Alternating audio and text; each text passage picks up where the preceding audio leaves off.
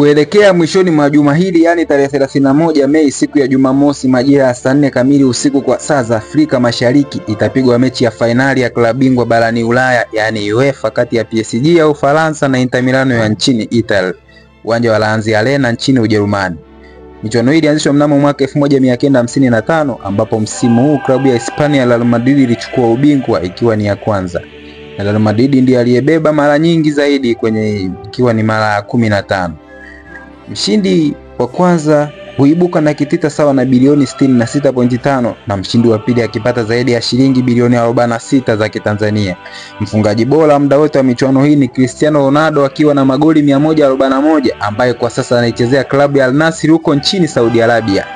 Michuano hii inahusisha vilabu 64 vilivyofanya bora kwenye ligi zao, huku kwa mataifa ya kipaumbele kama England huchukuliwa vilabu vilivyomaliza msimu wa ligi katika nafasi ya kwanza mpaka nafasi ya 5. Nchi wanachama ni 55.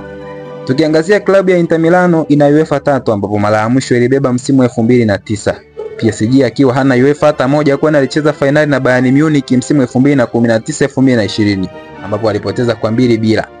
Klabu ya PSG ilitoa klabu ya Arsenal kwa aggregate ya 3-1 katika kampeni ya kufuzu michuano ya fainali, huku Inter Milan akitoa Barcelona kwa aggregate ya 7-6 kwenye michuano hiyo ya nusu fainali.